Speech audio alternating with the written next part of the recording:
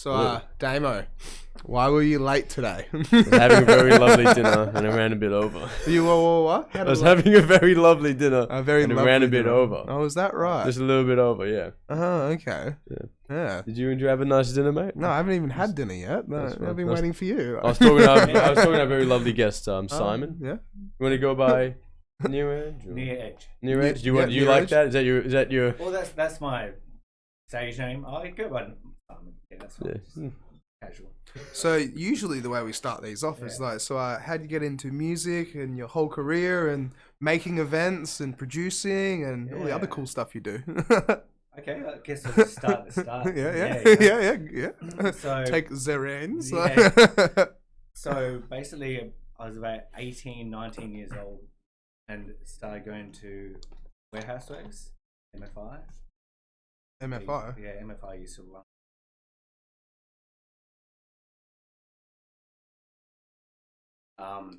And yeah, I used to go there with mates and we used to have a bit of a night out and dance to lots of drum bass.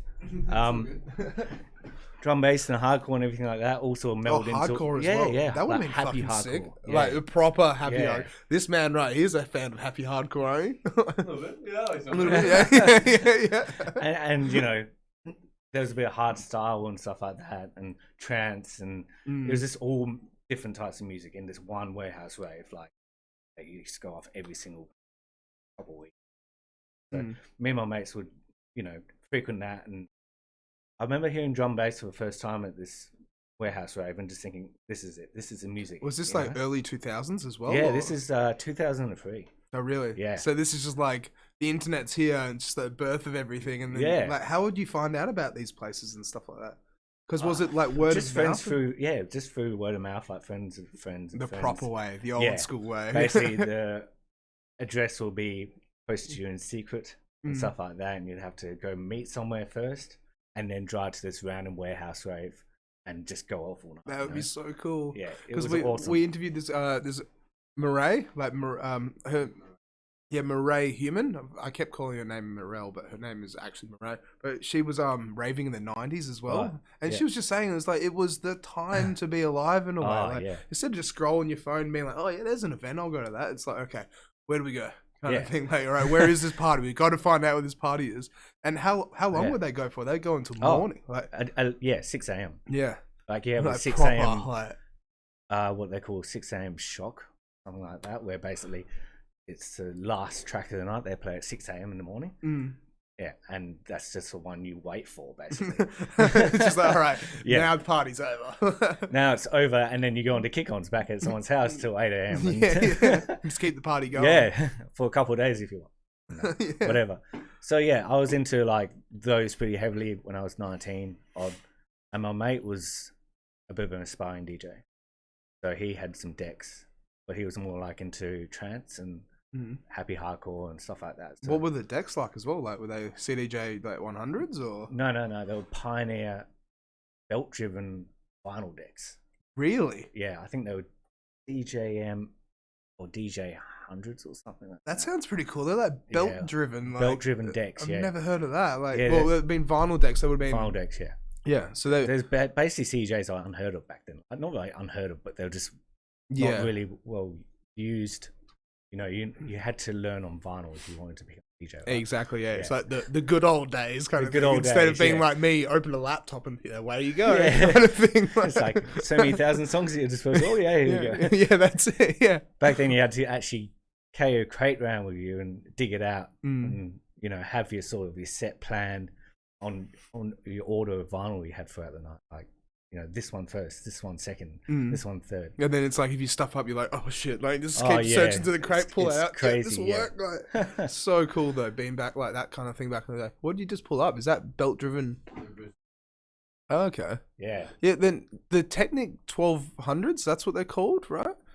Are they similar to the Pioneers? Similar, similar to the Pioneers, yeah. Correct. Yeah, because I've always heard about the Technics, and apparently, like, they're the godsend. Of course, they were the best kind of thing. But then they stopped making them, didn't they? Like, yeah, they did. Not too sure when they did. I think just recently, but still, that would have been so cool though to actually go to a warehouse and everyone's just on records. Like, oh, they're back. They're back in 2016. Oh no shit! Oh, awesome. Okay. Yeah, the Pioneers were very similar to them, like look and everything. Still, see, I can't remember the model name which I had because I bought the decks off him. He was like wanting to upgrade to Newmarks, I think. So I was like, oh yeah, I'll grab your old Pioneers. And so that was from the guys that would throw those warehouse raves. They didn't throw them. Like I just went with my mates. Oh, okay. Yep. My mates just he was into DJing and he's just like palm me off these decks randomly. I'm like, okay, what type of music do I like? Oh, I like the drum bass, which I heard the other night. I'm gonna start buying that. Like just buying vinyl records. And so where would you go off and buy the records and stuff like that? So Central Station underneath, I think it was Murray Street Mall back in the day. Okay. Yeah, there was a place called Central Station. Because I've only ever heard of like 78 Records and 78 Records is an old place you'd buy them. Like, but I think they've gone now. Like yeah, I don't think they're ages ago. Yeah. Yeah, it's so sad, right? Because there's like also Dada's. Yeah, Dada they're Records. still around, right? Yeah. Yeah. And then what was that place that's across the road from TAFE called? That was Noise Pollution Records, wasn't it? Yeah, Noise Pollution. They're still going. Yeah. They're still going for a long time. But it's so sad to see because it's like, what was once like those stores would be full of people crate digging and this and that, and now it's all buying your music off iTunes, right? Like, that's right. And it's it's not the same. The game's changed. It's definitely. Oh, is this Central Station Records? Yeah, that's Central Station Records. That's a record. Yeah. Sweet. Like that's the source, the sign. I remember that sign, that Central Station, and they had a shop here. So there they are. New CDs available now. That's it. Yeah, CDs, not vinyls. No vinyls anymore. So then, did you so you learnt on vinyls then? I learnt on vinyls. Yeah. So fuck yeah.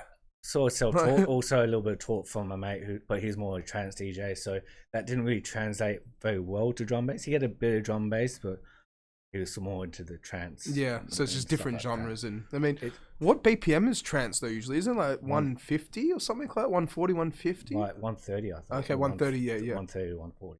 Yeah. And drum bass is 175. Exactly, so, yeah. It's a bit of a difference. And the structures are different as well within trance to drum bass. So with trance, you got 4x4, right? But drum bass has a phrase structure of 16 bars. Yeah, okay.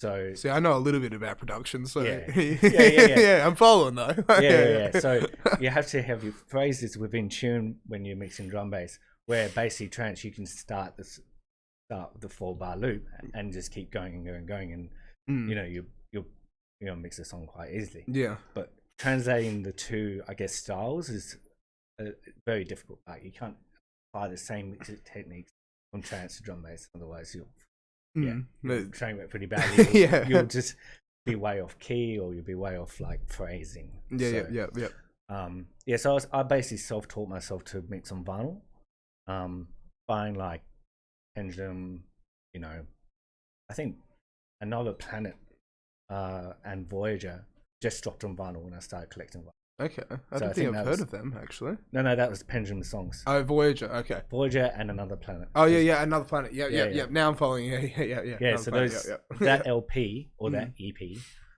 basically dropped as soon as I started getting into vinyl, right.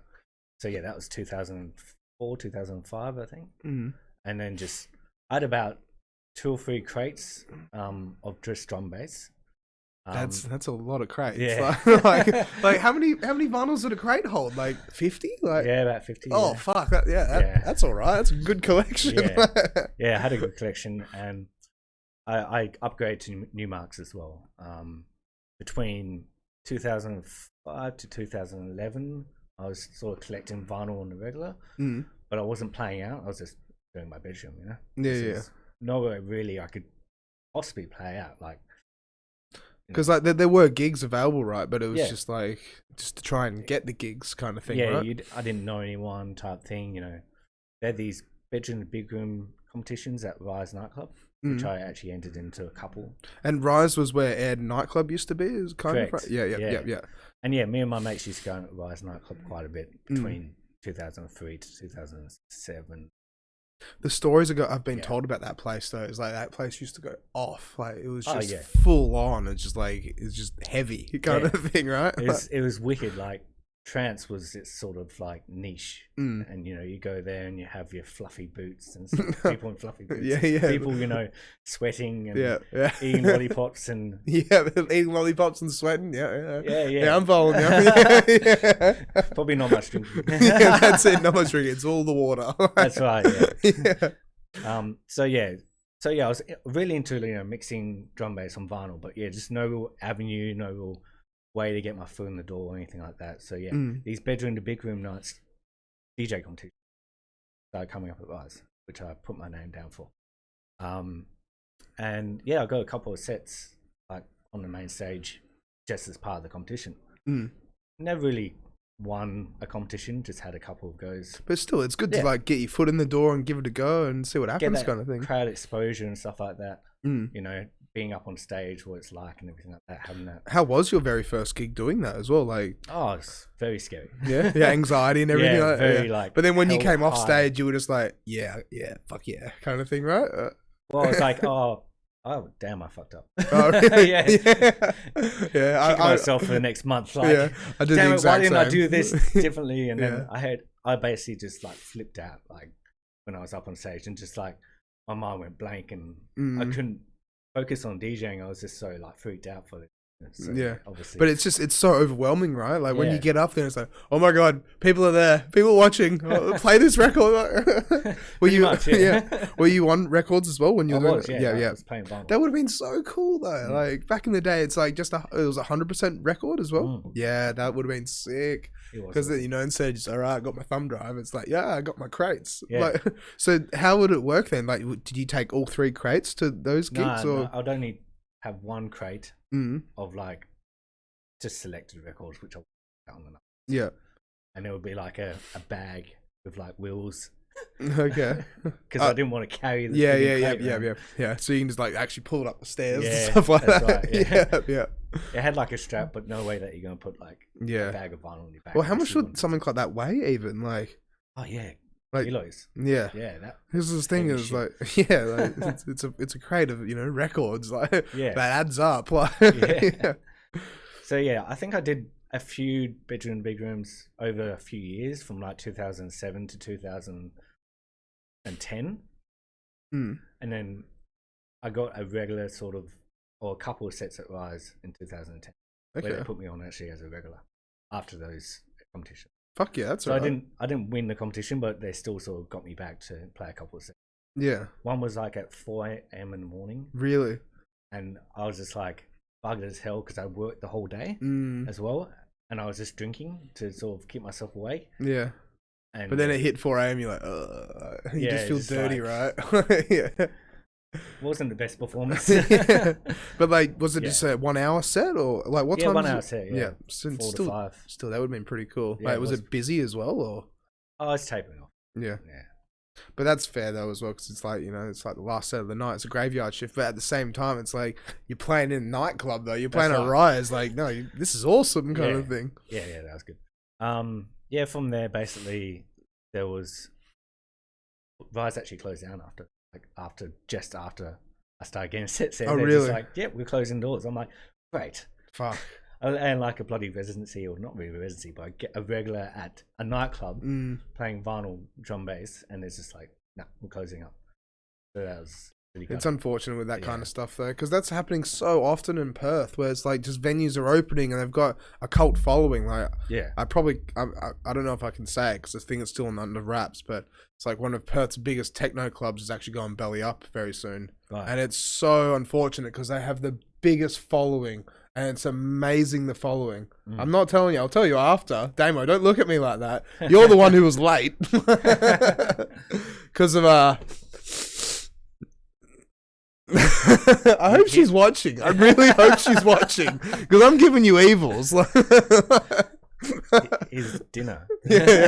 Dinner. Yeah. Dinner.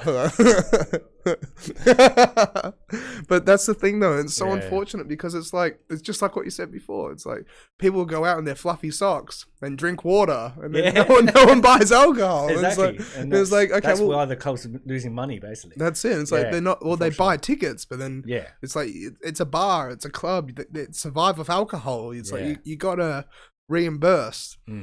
But that's one thing I always loved about like when we were talking before we started about like Andy Carpenter and the Liquid Lounge and stuff like that. Yes. And it's like being the Liquid Lounge and the Velvet Lounge. It's like people would just go there and have a good time and drink beer. They, you know, and like it would be good. Like I remember my uncle telling me multiple times, like, you know, he's done very well and he's managed to turn that place around and turn it into something. And it's just, it was just an institution. It was so cool.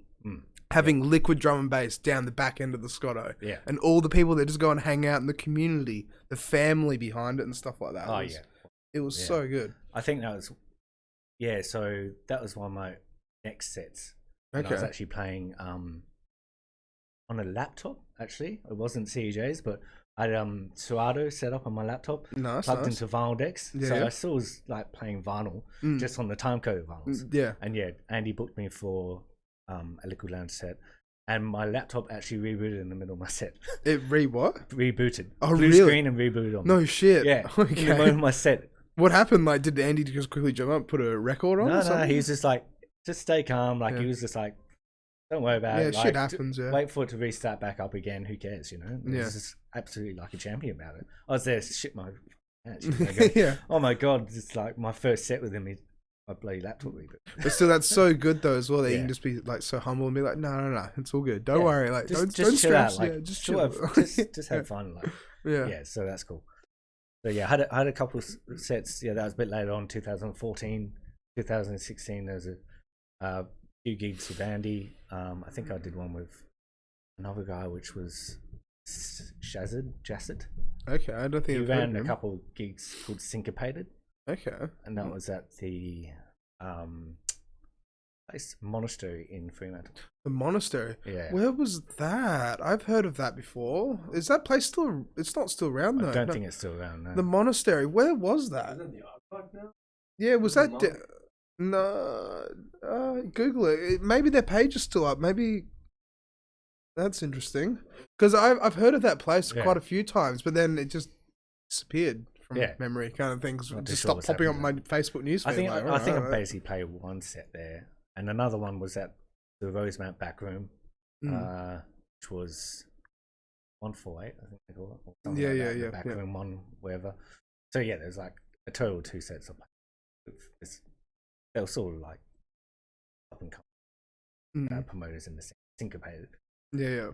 So how were they though? They were good gigs as well, or like? Oh, they were pretty chill. Yeah. No, that's all right though. Like, a gig's a gig, and like that's it. An Get event's an event, and just have fun. You know, even if people turn up or not, even if it's just like a cool, chill atmosphere. Yeah. Well, it's providing a vibe and atmosphere, and it is just a good time. Like you know, like that's what sucks though, because it's like, you know, some events you might throw an event and then not many people might rock up, but you might throw another event and it like takes off and it works really well. But then it's like keeping that momentum and keeping the ball rolling, and then like making sure the advertising, the marketing, and everything else is a long part of it, kind of thing. That's right. Yeah. So, did you play many places, or like what happened between like 2004, 2005, and 2014? Like, So, 2004, 2005, I was just a bedroom DJ basically, and then up to 2010 was my first sets at Rise. Okay. 2011, I had a few sets at Newport Hotel. Okay. Yeah, doing Culture Clash. They call it Culture Clash every Thursday night or something, where basically just play drum bass. I had no idea. Because the Newport is pretty iconic place. I used to shop at Mills Records in Fremantle, so really? I actually got the gig through Tim Mack, who used to work there. Okay. And he's like, just come down on Thursday night, like play a gig. I'm like, all right. Why not? Yeah. So being an avid vinyl pusher, I was just like, go play it out at a pub where people were drinking. You know, why not? Yeah, well, that's the thing. It's like I said before. It's proper DJing. You know, it's classic. It's like it's where it started. And then I was finding myself struggling to get sets because I was only vinyl only. So I was like, okay, let's make the switch to some degree to digital. Yeah. So I went with Serato, where I basically got timecoded vinyls into a laptop.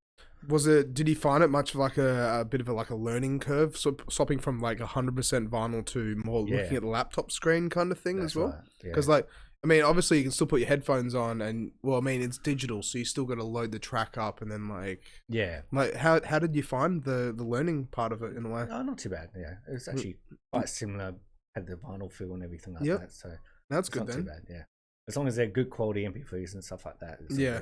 So. Yeah, that's it. Yeah, you got to have good quality. Of course, yeah, that's right. Like, Nothing like YouTube. That's it. Like early days of my career. Yeah.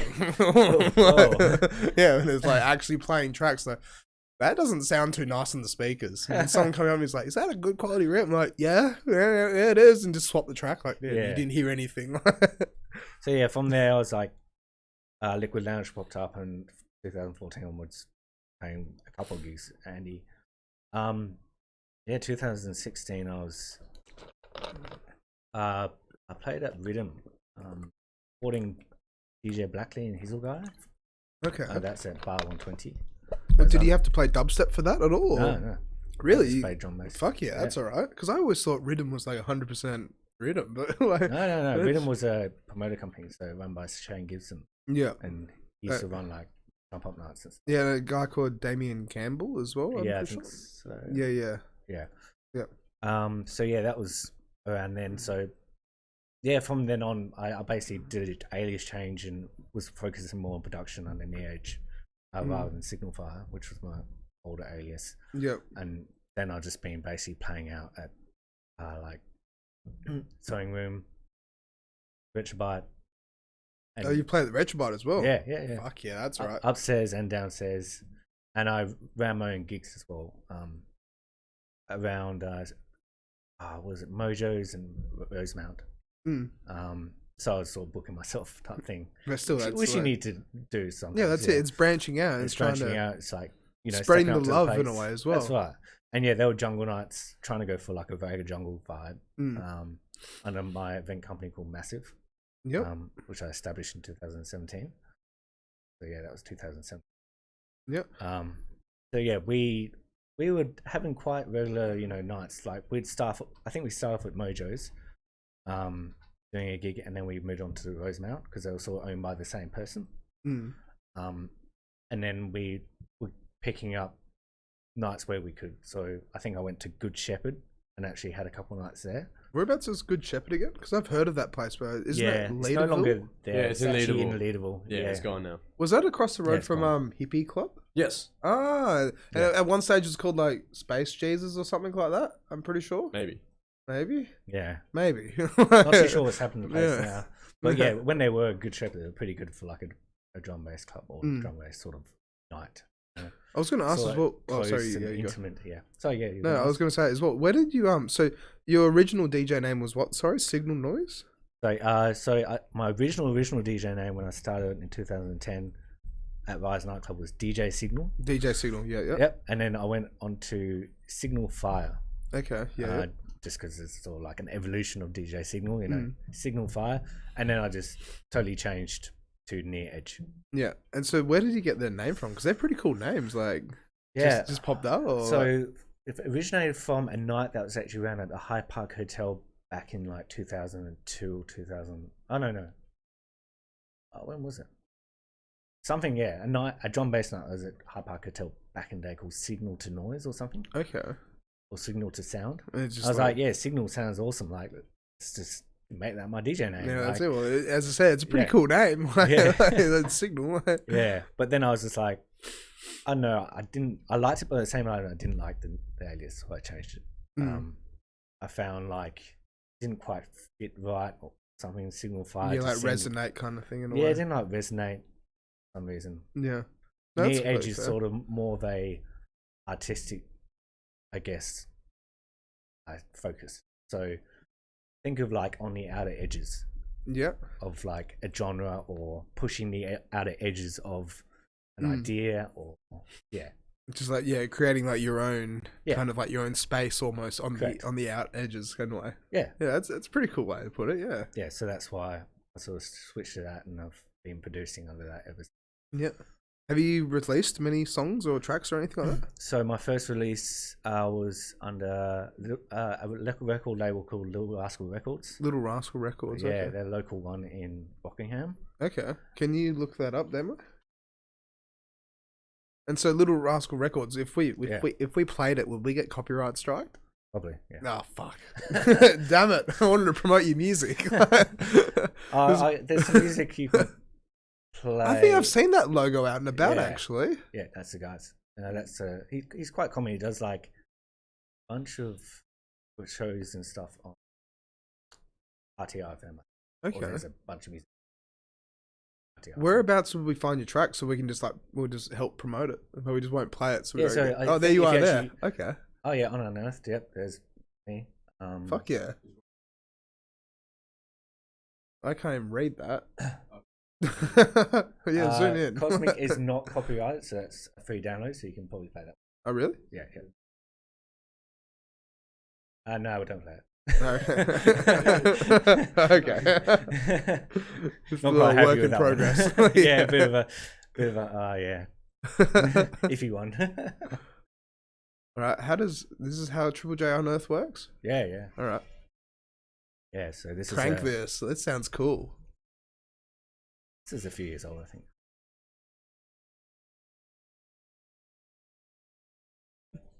And so how long had you been producing before you came up with this track?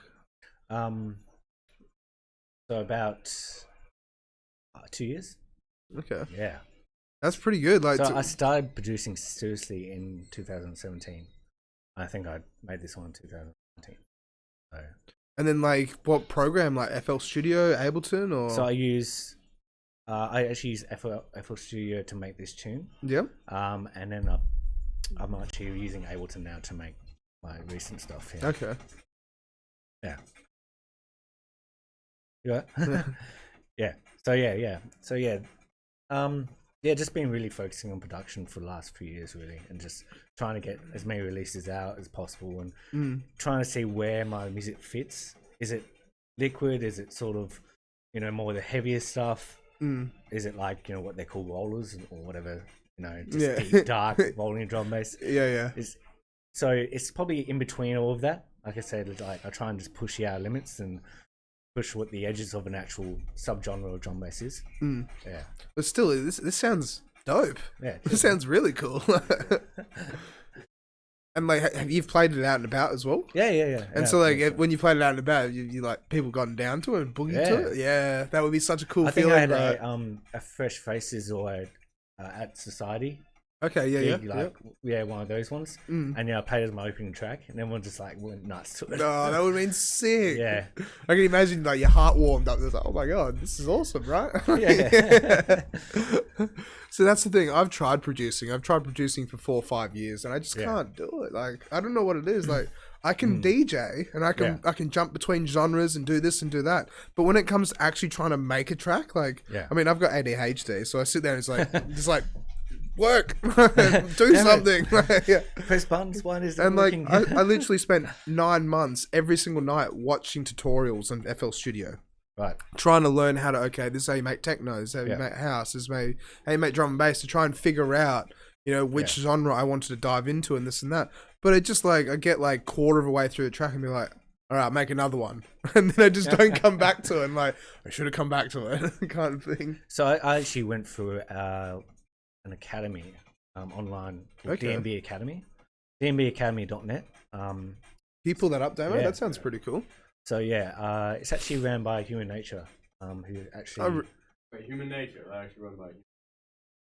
The band? No, not the band. The DJ? Not by Human Nature. No, the DJ. The DJ, Human Nature. Yeah. DJ, the DJ cool. Human Nature, who he's signed to Focus Recordings. Yeah. I'm not talking about... No, I was talking about High Contrast. No, not High Contrast. No, Human Nature, he's signed by Focus Recordings. He plays at Liquidity quite a bit. He's quite big. It's still that's pretty cool. I think he lives in Portugal, but he's American. Fuck yeah, okay. But he's such a good down to earth guy, and he basically takes you step by step on how to make a drum bass track, from scratch, and all the workflow and everything like that he introduces, and you work fast and get results. Yeah. Not work hard and get no results, basically. Yeah, so you it's basically break efficiency. through that's right. You get efficient at making drum bass. Okay. Yeah. And so how would it work out though? Was it live videos with him, conferences kind of thing? Or? So there'll be a weekly live tutorial session with him. Mm-hmm. I think I was doing that for about 6 months or something. So and other people one-on-one with him. Oh, just one-on-one as well. Yeah. Oh, that's pretty cool. That's really cool then. So he'll just show me his workflow, and we'll just work on tracks together as well. Like he'll work out FL Studio. So I sort of learned in FL Studio from him.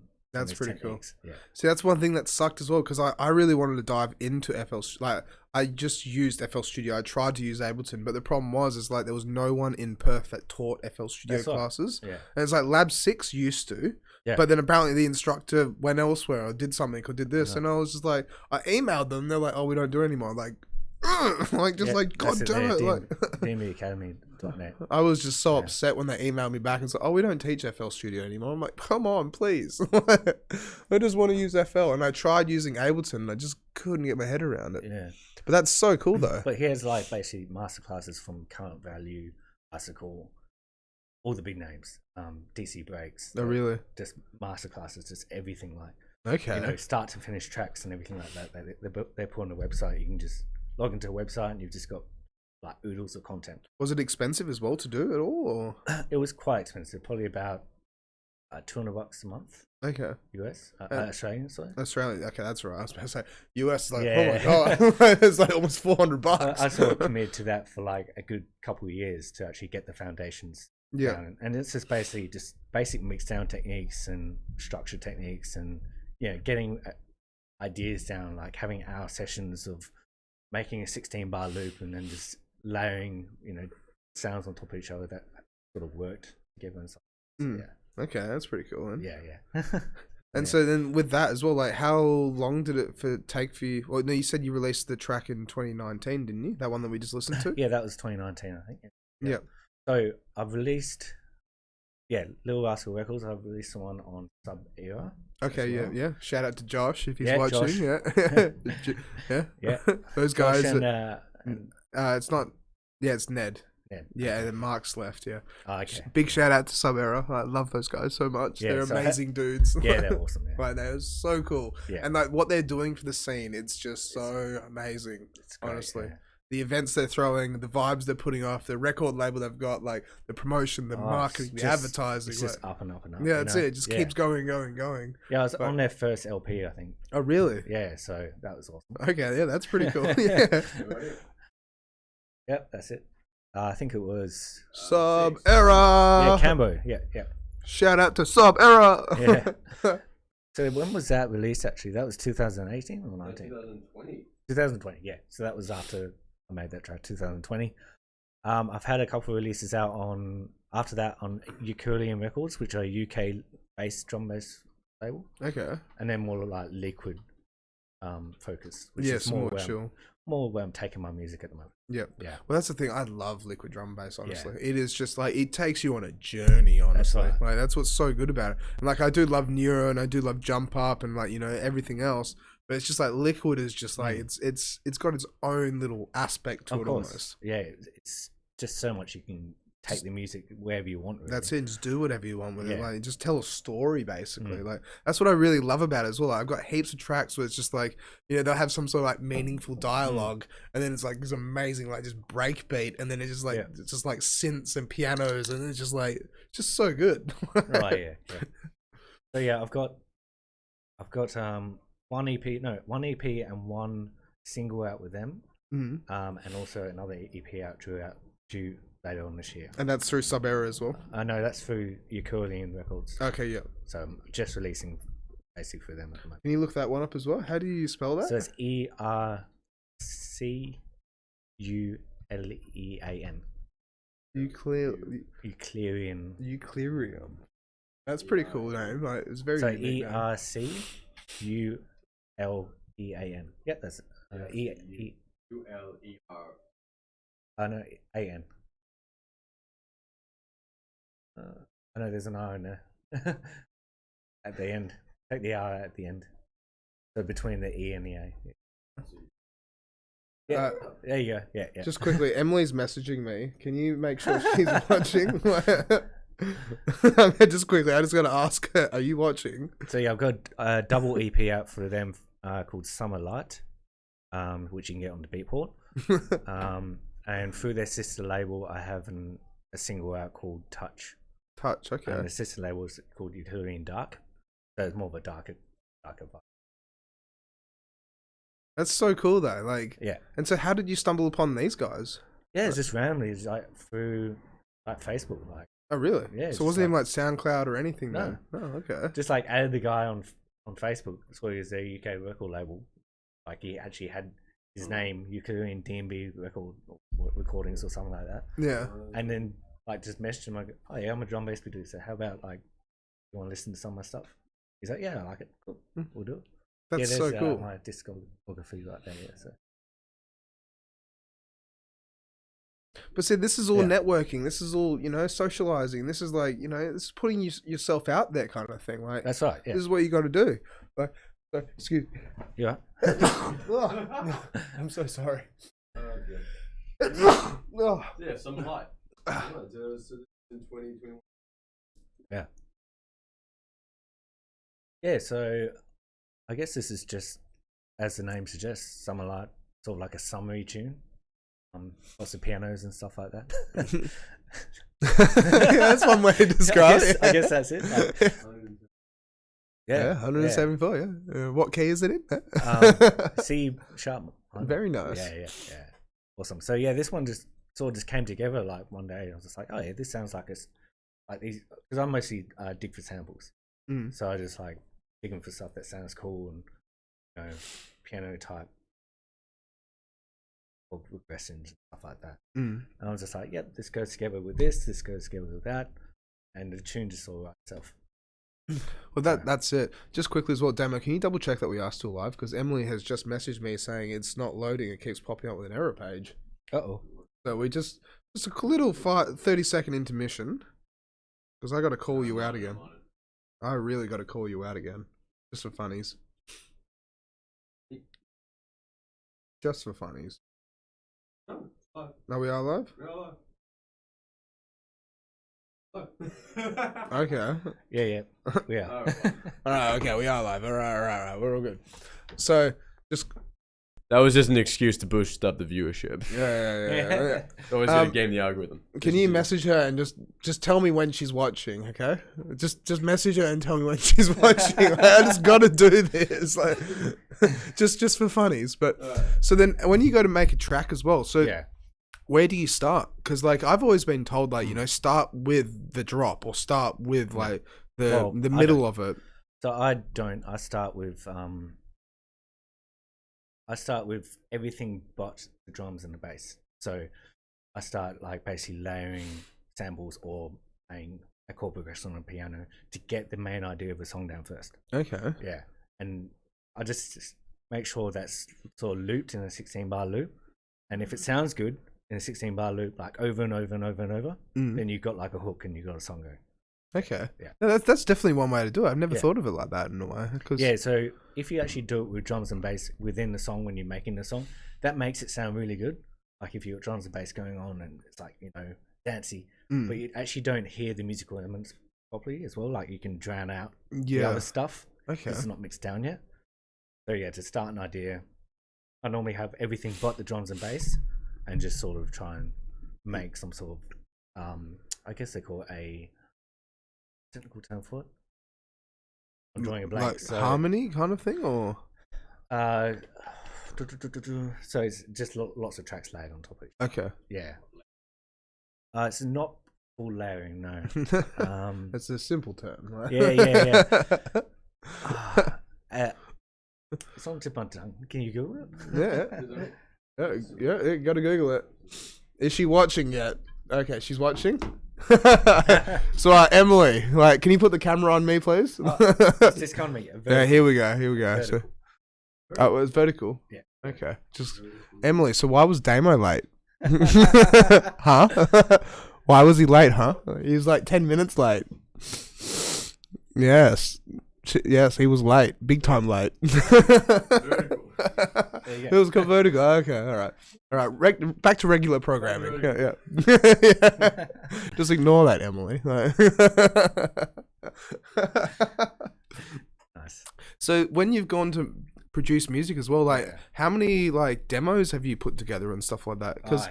Because that's the thing is like, even for me, like, I still had like 20 unfinished little project things, but like 20. I've seen like people like, Echo and Sidetrack, when they've uploaded to their Instagram, it's like hundreds. There's like hundreds and I've got hundreds of tracks just sitting on my hard drive, like unfinished, maybe finished, but I'm not quite confident with them.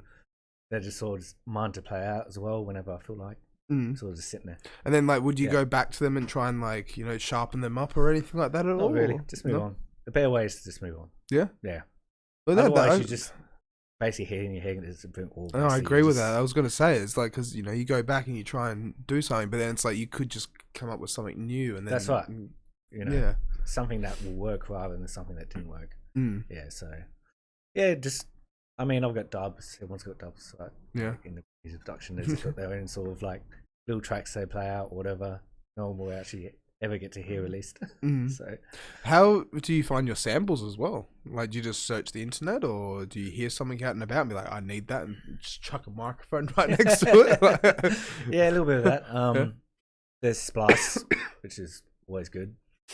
So yeah, because Splice is with not Nexus, Serum, right?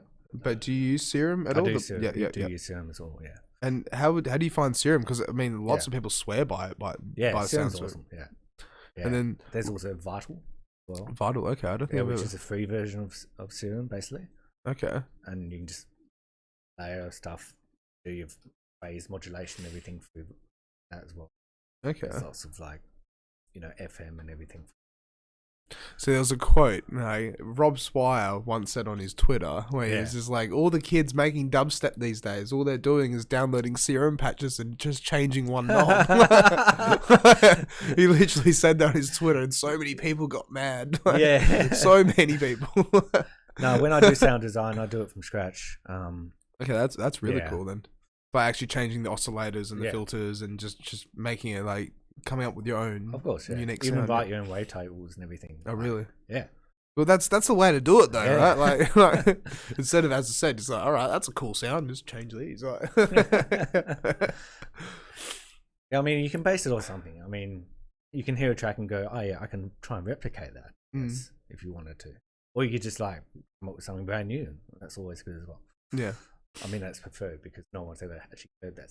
Well, exactly. That's exactly it, and that's the biggest thing about music production. Is like I said before we started, it's like you got to find your unique sound, it's like once you know, it's just like with Flume. Like look at Flume, right? Yeah. He makes his own sound, and then now look where he is. He's eating cheeseburgers out of what he was eating. Can you look it up? There was a controversy where he's at a festival and he's eating a girl's bum, but it turns out he's a girlfriend. I'm pretty sure.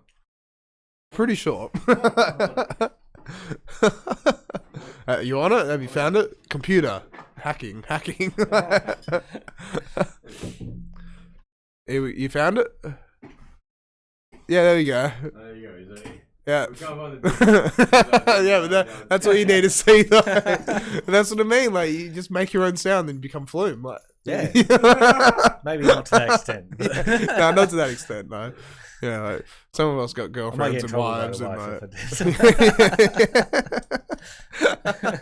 yeah. Well, we're all young here, like except for you. Like you know, you got a wife and kid, and like, but you know, us. Can't say too much in there. Get myself in trouble when I get home. Yeah, smack bottom. Yeah. Yep. So then, with that as well, you said you started running your own events. So, like, how did that come to fruition in a way? Like, so it's just an idea I had one day. Basically, I wanted to run Ragged Jungle Nights because I was downloading a lot of Ed Solo stuff. Okay, yeah, Ed Solo's pretty cool. Yeah, like, has he been around for ages? I thought he's been around recently, but he's been around for ages. Okay, shit. And like Jungle Cake stuff, which is like his type of label and stuff like that, and it's all like Ragged Jungle type stuff. And I was just like putting sets together in my bedroom of this stuff because they all flow together really nicely. I'm like, I never hear this stuff played out. Like even at drum bass events and stuff around Perth, I just never heard it. Like I would at like maybe Duffs and stuff like that, which is awesome, but like just nothing really regular. So I started putting together nights. One was the main night was called Jungle. Okay, yeah, that's pretty cool. Yeah, we started off at Mojo's Bar, Fremantle, which was awesome. First one went really well because it was on the long weekend. On Yeah. Second one, we moved to the Rosemount Hotel in the main room. It was a bit of a shock. Yeah. Yeah. Yeah, the main room. Also on a Thursday night. I don't know. I think it was a Saturday night, actually. So that was pretty cool. Okay, yeah. Yeah. But then, that's really cool. Saturday night, Rosie, Yeah. like. on the main room. Like, Yeah, that's prime time. Our Like. secondary gig. Like, Yeah. Yeah, I mean, a few people came down and stuff like that. Yeah. You know, it always is a bit tough to start out. That's it. You know, getting a bit of following, And getting the stuff like momentum, and it's the advertising, the marketing, Yeah. and it's, you know, it's Rome wasn't built in a day. That's the thing about it. So That's right. Yeah. So yeah, we did okay. Like we put on pretty regular nights called Jungle. Like we'd basically just move like venues to wherever we could. Really. Like we played at the Good Shepherd when that was still around. yeah. I think it's shut down now. Yeah. Yeah. But yeah. And then we moved on to, what was it? Yeah, we basically just hovered around. Sewing Room as well. We played at Sewing Room. Sewing Room is such a beautiful venue. Wasn't it you, Damo, was telling me? It's like it's been constructed. Like, please reiterate what you told me. It was constructed. The guy who designed it was an actual audio engineer. And so it's like you can stand at the back of the venue and you can still hear it crystal clear, Yeah, right? you can still hear it crystal clear, but you can be at the bar. You can talk to the bartenders, and you won't have to yell. Yeah. But you can still hear the music perfectly. Yeah, nice. If you sit at the back, you can still hear it, but you can have like a normal conversation. And that's what venues really need, because like, you know, you go to the dance floor and then you get blasted and you have a good boogie and this and that. Yeah. But then you just want to go and chill and you can still chat to your mates and hang out. That's right. I think we had a couple of nights, just 3 nights, jungle nights at Sewing Room, and they're actually keen to get us on quite a bit. Oh really? Yeah, like No, that's Mark awesome. would email me going, "Oh yeah, I want to put another jungle night." How about it? Yeah. I'm like, "Yeah, okay." Well, it's a We're niche down. market as well. That's the thing. right. It's like what you said. Like, not many places play jungle, and they probably Yeah. saw it as like, well, jungle could be the next big thing. There's definitely like a first to market type scenario Mm. within Perth, like, and also as well, you sort of competing though Yeah. with the other promoters. Yeah, with the big names and stuff Yeah. like that. Especially when you have like clashes and like someone's like hosting the prototypes or something like that against your like little gig with like 20 people there. Well, that's it. So as well. daunting, you know. That's it, and that's one Yeah. of the problems as well. Because then it's like, you know, you get given a date, right, or you Yeah. choose a date, but then it's like, oh shit, like a week later they're doing this now. So Yeah. we just restarted our promotion. What do we do? And you can't really change the date, can you? No, once you get the date locked, you can't change it. Yeah, that's it. It's locked in. So what were some of the, like, when you started out doing your event and doing your gigs and stuff like that, so like, what was the process in a way? Like, did you teach yourself the Facebook marketing or anything like that? Or like, did Pretty you much all just taught myself how to market. But you've got an IT background as well, right? Yeah. So you found it quite easy to get into that kind of Yeah. stuff, yeah? Yeah, so I'm a system engineer, so Yeah, you know how your way around a computer. yeah, it's not too bad. So and then I'll just sort of put on these events with like mates and stuff like that, so they would share out to their friends and stuff like that, and we'd just grow it that way. Well, that's and it. I had 500 organic followers on the page at the end.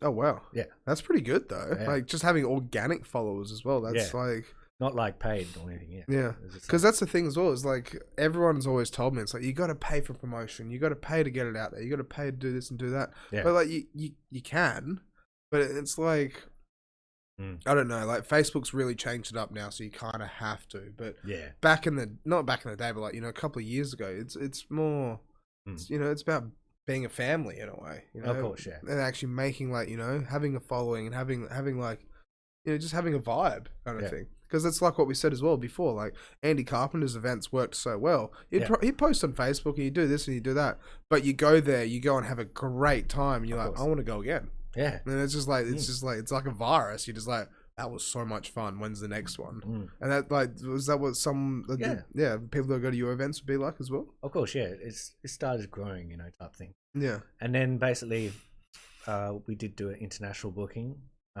Ed Solo, we brought him across. Oh really? Yeah. Fuck yeah, that would have been sick. We had the Rosemount main room for that one. Then how good was that? It's packed. Yeah, it was for someone like Ed Solo. Yeah, that would be packed. It was like wall to wall in that place. Yeah, like that was insane. Like, and then after that, basically, I ended up selling the company because I got in a little bit too much financial trouble with it all. Well, that's the thing as well. It's like, you know, I've talked to people like a few bush duffers and stuff like that, and festival organizations and stuff like that. And the thing is, it's like some of them, like some of the big names, like I can't really release details because it's not my place to release details. But it's like what they'll do every year is they'll take another loan out to pay off their last event, which is like the last year. So then that way they can try and, you know, get more money in debt, so that way they can get more people over for their festivals and stuff like that. But it's just like kind of how the ball rolls almost in a way, because you got to pay your artists. You can't not pay your artists. You can't do a Soundwave, right? Like, because that's what happened with Soundwave. But that's not the festival I was talking about though. Like Soundwave was still good. Like, or what's the other one? Earthcore. Earthcore? I don't think I've ever heard of Earthcore. Yeah. What was Earthcore? Earthcore lied and booked and claimed it booked half the DJs that were never informed about this. Oh, really? So people bought tickets for this 3-4 day festival, and half the DJs were messaging people saying, "I was never told I was playing at this event." Really? Yeah. So it's kind of like what was that festival over in Miami or whatever, in the Fire Festival? Yeah, no, that was on. That was an island. That was Fire Festival. Yeah, Fire Festival. Run by everyone was all over that. It was like Blink-182's playing, but it's like they'd have no idea that they're playing. Yeah, it was made by Ja Rule, and Ja Rule did it. Good old Ja Rule. And it ended up just camping in tents. Yeah, that's with like sandwiches. Yeah, that's it. And it's like, that was a 5-star package. So bad. Have you seen the Netflix doco on that? Yeah, it's ridiculous, right? And the guy at the end of it just kept bullshitting and just like trying to get more money, and then just ended up getting screwed over big time. Yeah, so after a taste of event management, I don't want to go back to it. Basically. Really? Yeah, I mean, I was pretty much in a bad way with financial, so I didn't pursue that, you know. Yeah, well, it's a hard ball game to crack. It really is. Yeah. And like I've always looked at things where it's like you need money to make money in a way, almost. Because then it's like if you've got money, then you've got the chance to lose money in a way, and also the chance to make money at the same time. So you gotta play your cards right in a way. Yeah. But like, what were some of the troubles that you found with event management? Was it just getting the numbers for the door, really breaking even, barely break even. Like most nights I'll be in the red, you know. And that's it. You just keep chasing your tail, Yeah. Even at a fully packed out event at Solo, I mean, I don't know. Didn't see half. I'm not too sure what happened there with the door sales, but that's it though. Not too sure. What went on, but this wasn't the turnout I expected. Yeah. At the return.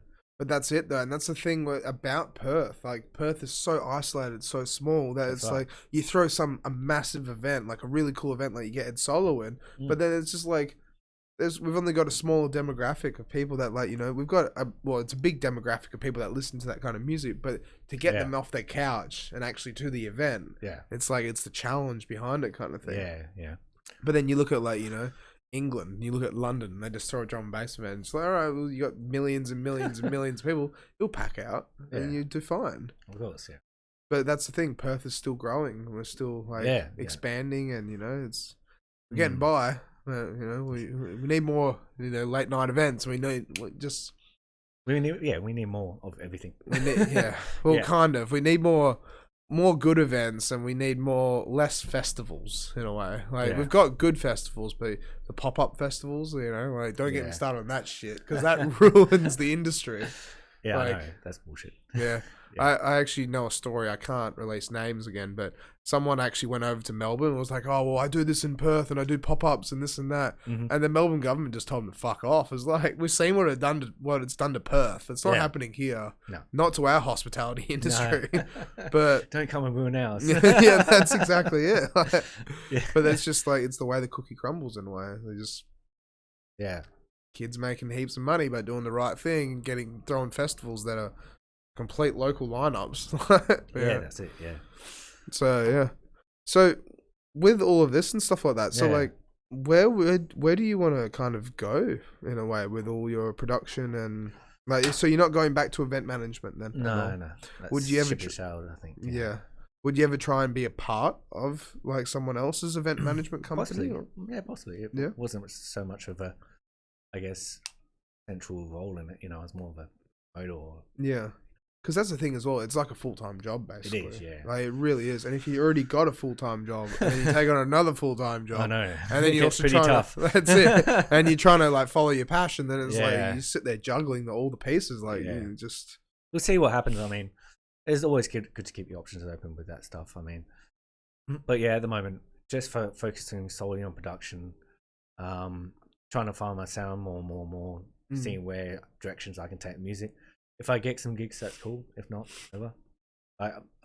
Because I'm mostly, I guess, liquid to, I guess, start like roller, whatever you call it, like dispatch type stuff, which isn't too much of a thing in Perth. Like, then you got the Neuro nights and That's stuff it. like Yeah. that. It's I like mean, more Motive do like really good nights.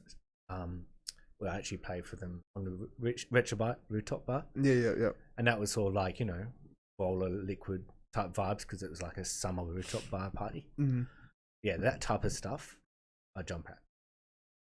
Well, that's the thing as well. Like, they're doing it. They're Emily and Harley. They're doing the right thing as well. Just like Sub Era, like they've got a community behind them, and they're Sub Era amazing as well. people. The deep dark dubstep stuff as well. Yeah, is good. Like, I mean, I don't make deep dark stuff to the point like but that. still, like the music that they're making is like, it's just like, damn, like Josh, you made that. Like, oh my god, it's insane as hell as well. Yeah. But it's just one of those things as well. It's just like you just got to keep practicing at production and keep going and seeing just where it kind of all goes in a way. That's right. I mean, I always get down if I don't get booked. I mean, everyone does. It's sort of a thing. But it's like cookie crumbles almost as well. You can't make yourself get booked. You just got to wait for the opportunity. If That's it. You can't go, hey, you promised me a set, and yell at them or something. No, completely shoot yourself down in flames if you ever attempted that. That's it. And you got to be humble and nice, and you just got to be good about it in a way. Yeah, I've played a few gigs, and it's like I got told, oh, this could be a continuous Friday. Remember, like, and I played at a really cool venue in Fremantle, and they loved me, and all the people loved me, and then I just got a little bit too tipsy. And like, we do. And it's like, well, I mean, I had everyone dancing. I had girls dancing with me, and old blokes dancing, and like everyone seemed to love the music. But I had one too many beers. Yeah. And it sucks because I wish I could have kept playing at that venue because it was so cool. But it's the way the cookie crumbles. That's it. And like, am I supposed to keep beating myself up over it? No. Just got to keep moving on and keep doing my thing. And mental health is a massive thing in this game. You can't beat yourself up over every little booking you don't get. Otherwise, you'll be beating yourself up forever. Yeah, that's exactly it. And that's sometimes I do that as well. If I'm like, oh, I didn't get booked this time. I don't know why, because I didn't get booked. I'm like, get angry. I'm like, no, let's step back a bit. Like, these people don't even know they didn't even know I wanted a booking. I was just like hoping for one, maybe whatever. Had my heart set of getting one, and then it happens. Yeah. Well, that's also one of those things. Sometimes it's like, you look at it, it's like maybe I should have put my hand up because like I've done that before as well. It's just like stayed quiet, stayed silent, but it's like. Hoping they approach you. Yeah, that's it. But it's like realizing, like, holy shit, why didn't I say anything? Like, like they were looking for someone, and I could have got a gig. Oh my god! But then, like, you get it's trapped hard in to navigate that as well. You don't know if they're looking, if the lineup's full. You don't know, if you're who they're looking for as well. That's exactly it. Yeah. There's all these different variables and stuff like that. Yeah. So my type of thing is, I'm just going to keep putting myself out there. People like it, they'll. Yeah, that's the way to do it though, because at the same time, that's just being humble and just enjoying the experience and stuff like that. Yeah, definitely. So so with all that and stuff like that, so what was I going to ask? I was going to ask something. I just had a blank. Yeah. So with gigs as well, like where else would you want to play if you got the chance potentially? Because like you play at Rechabite, which is pretty cool, on the rooftop, which is pretty bloody cool. Also did the main room there as well. For and the main room. Shed Shenanigans. Oh, Shed Shenanigans. Okay, played with them. Yeah, good old Benny G. Yeah, Benny G. Yeah. He's a good guy. He's a good guy. Yeah. He's awesome, man. Yeah. Don't know, man. Like, really hard to tell. I would like to play at the court and stuff like that on the main stage. That'd be cool. So the court's such an interesting gig as well because it's like, it's a day party and then it finishes like 10 o'clock, doesn't it usually? Yeah, so like 3 p.m. to 10 or something. Yeah, then they can continue with like, their festivities after or their top 40 Whatever it cheese. is, yeah.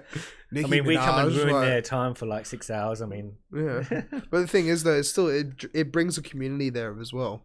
Yeah. It makes people like go to the venue and actually experience the venue, and that is one hell of a venue. Like, it really is really one awesome. hell. Of, Yeah. Like, how was it? Oh, so you haven't played at the No, court? I haven't I played. was gonna say it's like, how were the fallbacks? But yeah, Yeah. Like, have you seen those fallbacks though? no. No, they're like the circle speakers on stands. Oh, right. Okay. Like, I can't remember what they're called, but they're a specific kind of speaker where it's like it doesn't. Pretty sure it doesn't distort as much. Right. There's I don't even know how to explain it. Can you just repeat that? So there's speakers, but they're on stands, right? But they're like circles, Okay. and then instead of like being like actual PA speakers with a tweeter and like a lower, they're actually just like. Have you ever seen In the Lab at all? The Lab, like LA and stuff like that, because they only use them, and they're like the speakers apparently just like the fidelity, the quality behind them are just stunning. Okay. But yeah, it doesn't help if I don't know the name. No. Yeah, So, I mean, I guess with gigs and stuff, I mean, if someone comes along which is maybe liquid orientated, that'd be awesome. I reckon something Yeah. like that will pop up again. Definitely. It's just like waiting. Like, Waiting, also, how was COVID for you as well? Because like that would have been. Did you just stay in and produce and stuff like that? Pretty or- much. Yeah. Yeah. Produce and live stream on Facebook. all the Oh, you time. live streamed as well. Yeah. Do you ever get zucked? Like, Yeah, Because all I the got time. I got zucked so many times. And it's just Yeah. like this is bullshit. I mean, Goddamn I don't Mark have too Zuckerberg. much of a big setup with DJing at the moment. I basically just have a controller. What type of controller then? Do you use? Just DJing 400. Okay. I just plug it into my computer. Oh yeah, laptop. Yeah. Yeah. Wait, Oh, it's actually my desktop I plug it into. oh okay. All right. Yeah. That's not. That's all right then. So yeah, I pretty much sold all my vinyl decks and all the rest. Oh really? And all my vinyl as well. Sold all that too. Really? Yeah. What made you want to sell all your vinyl? Like, they're collector's items. I kick myself. Basically, I don't know. I just like I go get stuff out of here. It's just too much, taking up too much space, and it got to a point where I couldn't actually put too much of a set together either. It's just sort of like random finds and stuff like that. So, and yeah, the whole playing out thing with vinyl sort of became obsolete with digital. So I moved over straight onto digital. Well, that's it. Like, Yeah. it became obsolete, but at the same time, like, it's it's like I said before at the beginning. It's like it's the Yeah. proper way to learn. It's the classic. It's the roots of where it began, kind of Of thing. course, yeah.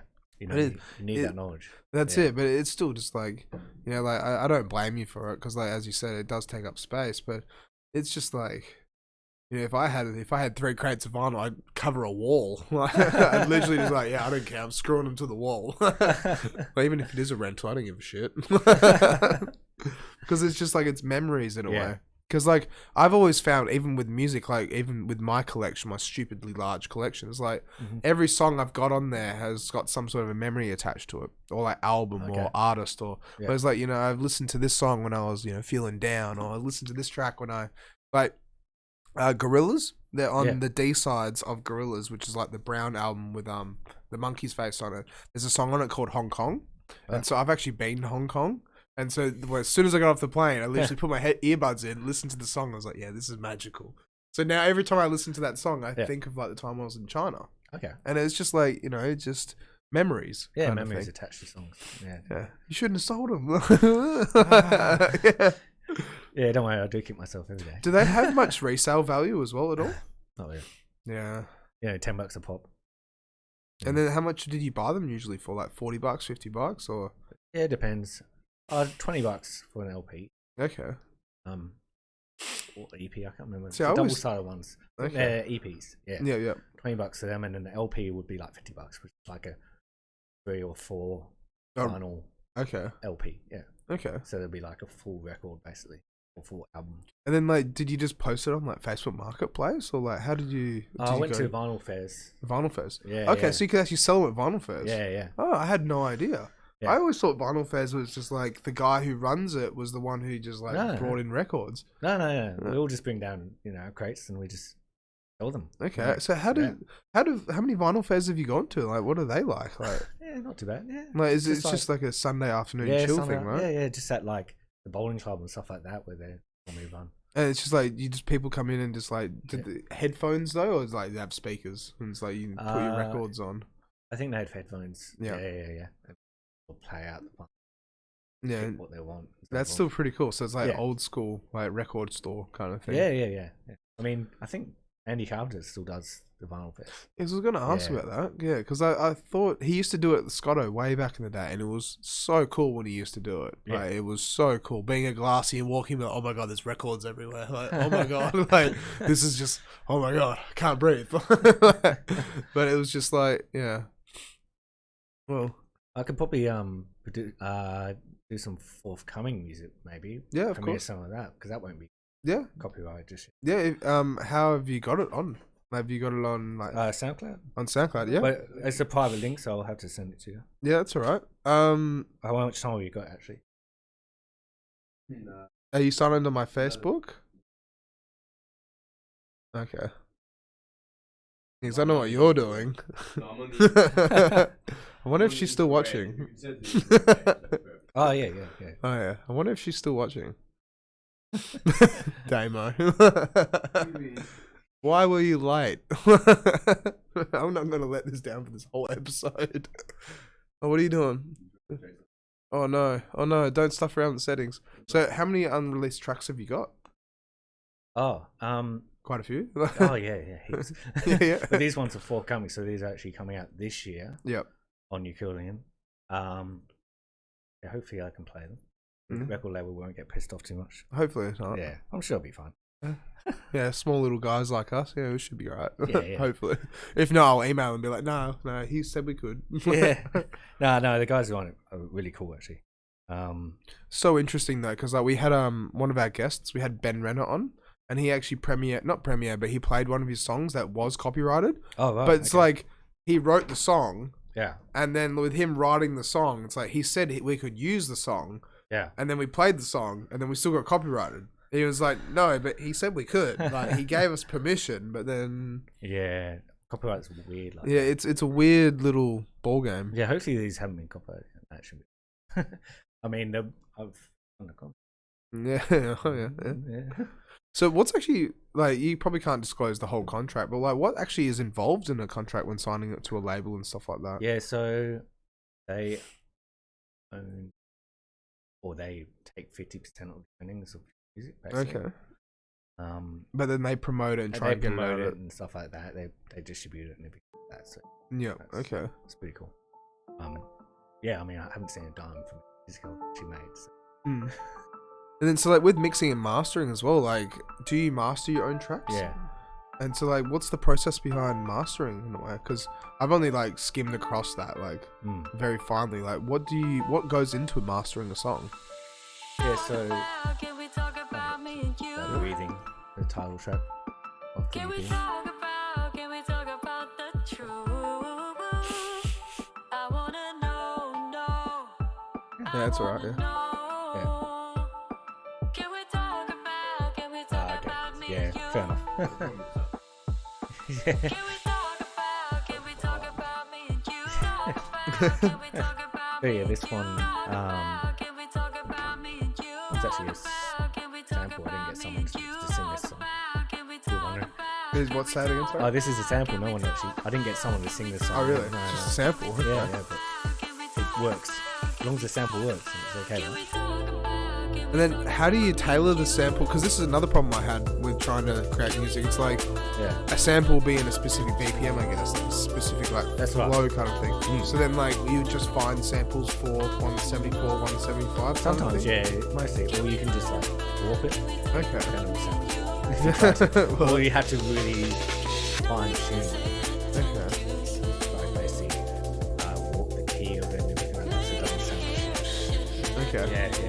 And then, so like, how would you warp the key? Is that just using like a plug-in kind of thing, or? Just using Ableton stop with wave it.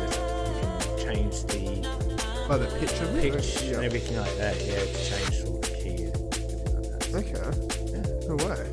So that's the thing, like I said, like it's so crazy because it's like Deadmau5 also put this in black and white, where it's like to be able to master Ableton and with all the updates and the plugins and samples and the music composition theory behind it and everything like that, it's almost impossible. Like, and like, you know, he's asked people for help on Twitter, being like, I can't figure this out, but it's bloody Deadmau5. It's like you should know how to figure it out. Like, this is really cool, by the way. No, this is really mellow and really chill and like.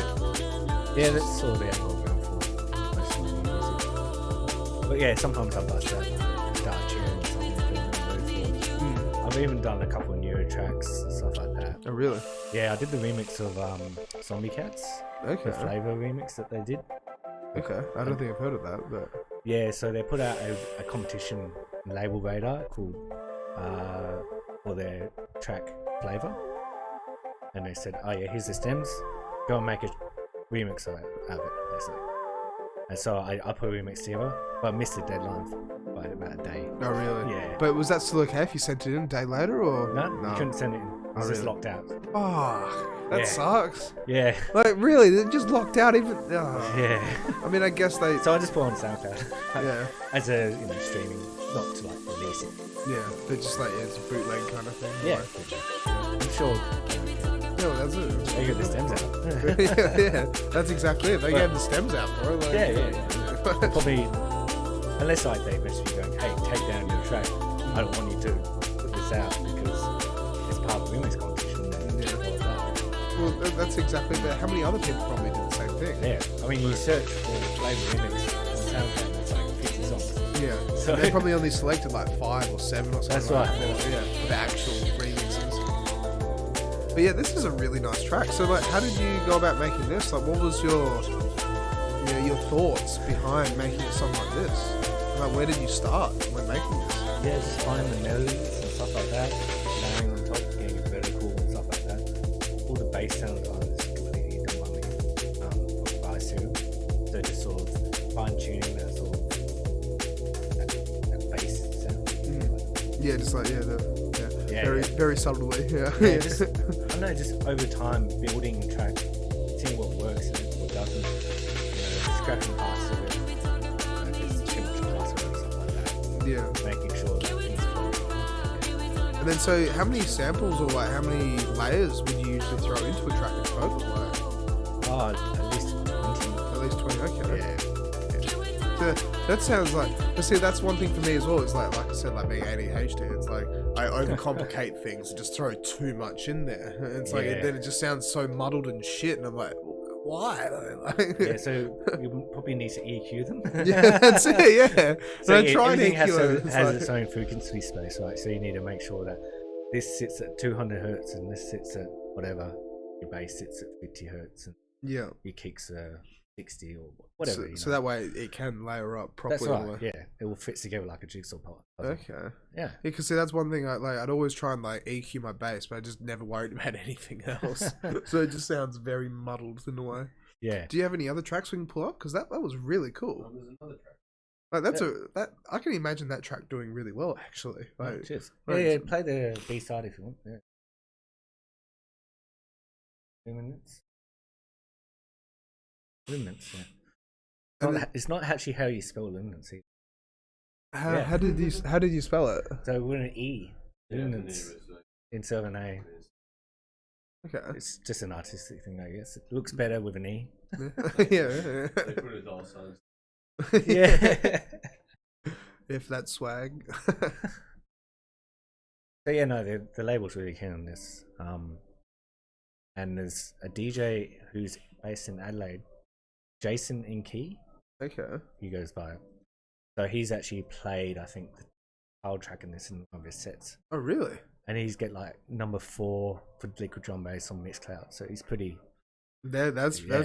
that's pretty cool. That's really cool. like he basically is A&R for the label as well. A&R. So what A&R stands for. I I don't know what it stands for. But Yeah. A&R basically he does the promoting and gets all the artists in for the label and signs them Okay. and like listens to tracks and Yeah, so he does like the research and way behind Yeah. it. So did he message you personally, be like, "Hey, I'm going to play your track out and about," or how did it?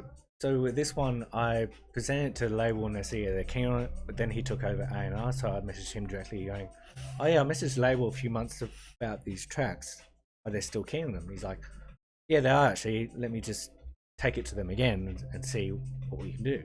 Like, this needs changing a little bit, so I basically went and refined the track, like just mixed it down better, and then he's like, I really love this track, I'm going to play it on my next set. And I can imagine you're just like, oh my god, like, yes, please. I mean, it's live stream on YouTube as well. Oh, really? Yeah. Fuck yeah. So that's really cool though. Yeah, like, yeah.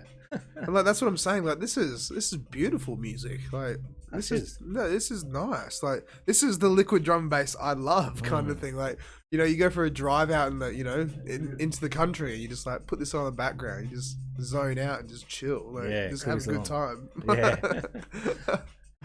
So yeah, if there was like any sort of pure liquid nights coming up Perth or something, I'd jump to play those and stuff like that. But that's like what I said before. It's like where are they these days? I mean, there was Liquid Lounge, and that did well for itself. That did so well. But then like, you'd get people playing, like, Jump Up and Newer at Liquid Lounge and stuff. Like, they were just like, oh, yeah, just it's past 10 o'clock, we'll just, like... ramp it up, yeah. Which, not to take away from anyone that did that, that's fine. Like, well, that's you're a DJ, you can do whatever you want. It's just the experience behind it. That's right, yeah. It's like, when I did the jungle nights, not everyone played jungle. I couldn't make them play jungle. It's jungle, but they go up and they play whatever they want, really, at the end of the day. Yeah. But yeah, there's just such a big market for the heavier type of drum bass and stuff. There is. There really is in Perth, yeah. But you look like overseas, in Portugal, in Hungary, in like Ukraine, like all these international drum bass artists are coming up, which are all liquid and it's massive. Yeah, it's blowing up now. Yeah. Because that's the thing. Perth and London used to be the most underground places in the world for drum and bass and stuff like that. But now it's just going worldwide. Oh, yeah. So it's real. Like, over the last 10 years, 15 years, it's really just blown up. Like, gone everywhere. And like, they've got massive festivals over in Europe, I'm pretty sure now. I mean, you got Hospital in the Park, or Hospitality in the Park, which is massive liquid that's drum Hospital bass. Record, right? Yeah, Hospital Records. Yeah. Which... They're a massive label. And you got Liquidity as well. Those types of events I jump to play. So, like doing a liquid set. I mean, like, who wouldn't? Exactly. But I think that gels with me in the direction I want to take my music. So something like that. Well, keep making stuff like this, and you never know. Maybe Electricity will go, hey, let's fly you over once the pandemic's over. Yeah, that's it. Or whoever, But you never know as well. You can just be like, guess what? Like, you tell your 5-year-old daughter, and then you tell your wife, and you're like, well, guess what? We're going to London. I'm playing. Daddy's playing at a festival. Like, we're going on a road trip. Yeah. But like with making stuff like this, you never know. Like, this is really cool. Really cool stuff. Yeah. Like, this is right up my alley, honestly. Like, right up my alley. That's it. Let's see you enjoy it.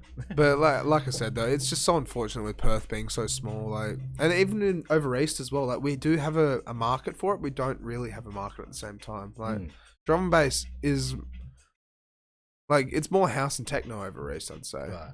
And like drum and bass, like I had some friends, some acquaintances go over there, and they told me that it's just, well, from what I've seen on Facebook, it's like there is a market, but not many people.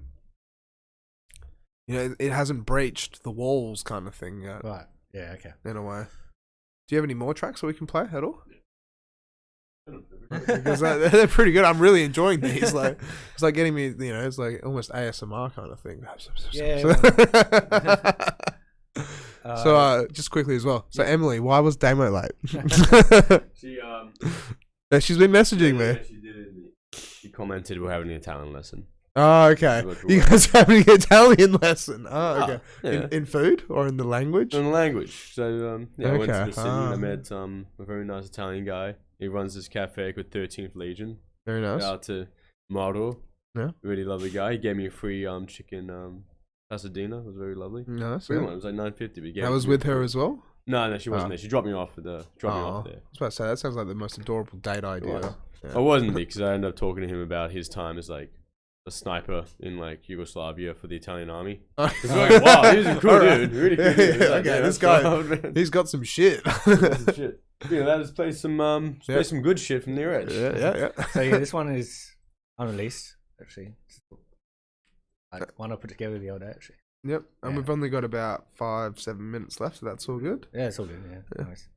Finish it off with this one. Yeah. But like I said though, this music's amazing. I have to say, like, it's really good. Like, I'm really liking it. You got some good lessons, buddy. Well, it just goes to show as well that you paid for that masterclass and it's paid off in a way.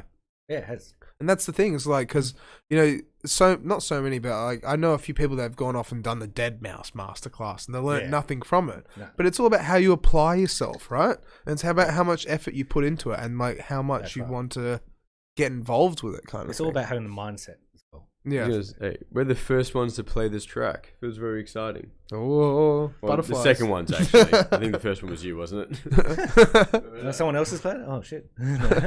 Is this one on private as well? Or? Yeah, it's on private. Yeah. Oh, so this is... yeah.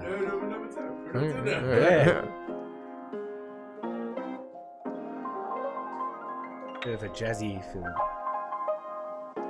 And so do you do those chords there? Yeah. That's so cool. Yeah, like sometimes I use samples, sometimes I put together chords, stuff like that. Really depends. But still, to be able to come up with a chord progression like that sounds amazing. Like, just playing around on the piano, really. Seeing what works and what doesn't. Have you learnt many instruments or anything like that at all over your life? So, not really.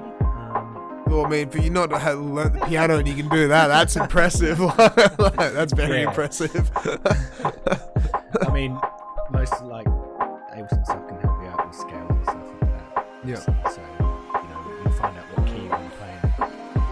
Sometimes writes itself if you play around in there. You don't really need to know how to play piano to put together chord progression and stuff with Ableton. So yeah. This is cool. This is really cool.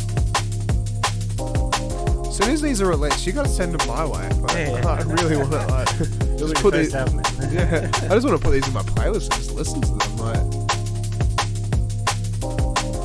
Like something easy listening.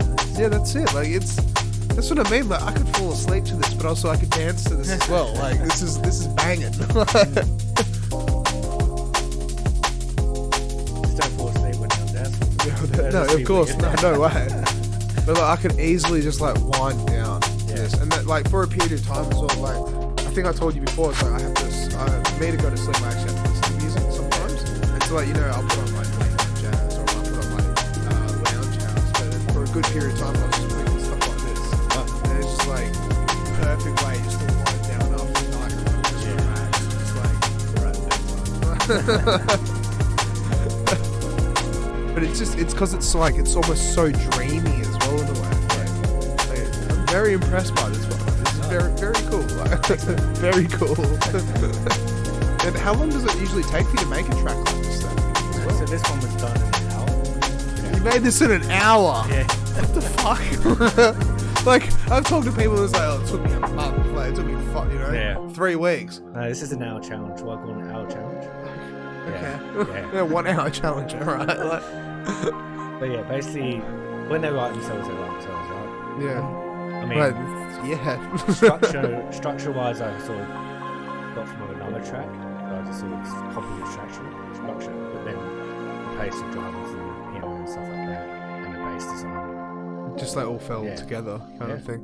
That's amazing. That's beautiful, honestly. That's really cool. Cheers. And so you just did it in an hour and then just uploaded it straight from there. Like, did you go back to it and edit it or anything like that, or was it just? Yeah, I did a bit more mix out after the initial just to find elements to make sure they sit nicely and everything like that. The bass is nice and warm and everything like that. So yeah, you can't really put that together. It takes a little bit longer. That process. But still, the main idea and structure. It was there, yeah. Like the initial core elements of that kind of thing. Yeah.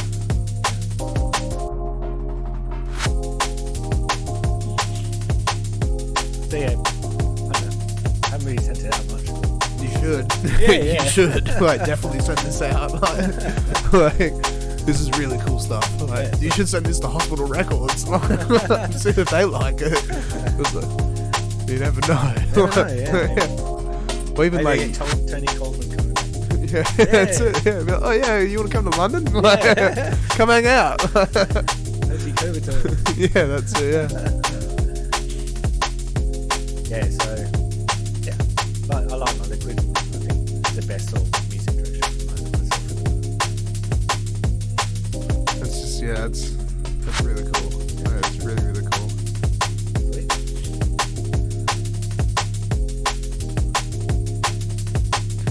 the thing as well. Like so many people, like when they go to make dance tracks, they might make it a bit too harsh, or they might make it a bit too full on, or too bass heavy, or whatever, or anything.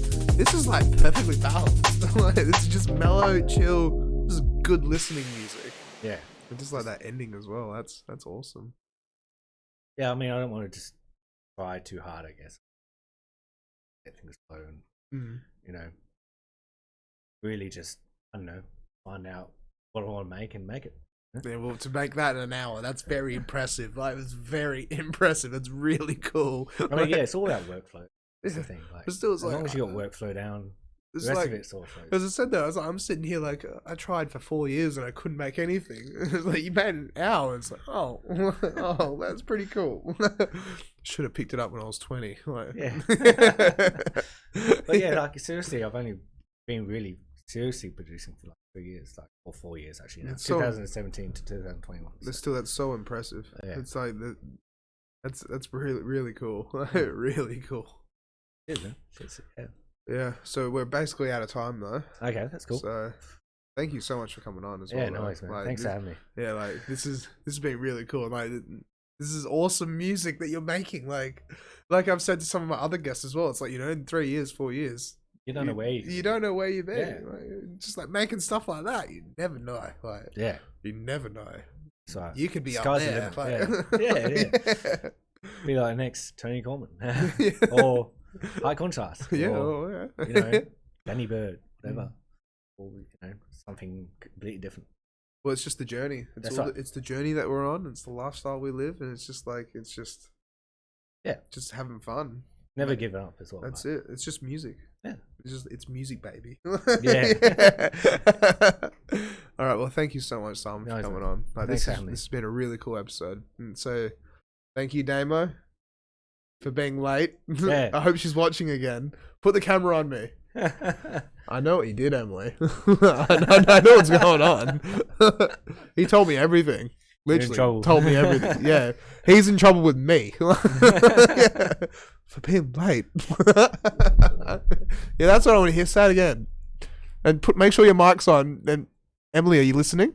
I'm sorry for being late. Yeah, Don't worry, I'm sorry. There you go. And Near Edge, I'm very sorry for being late.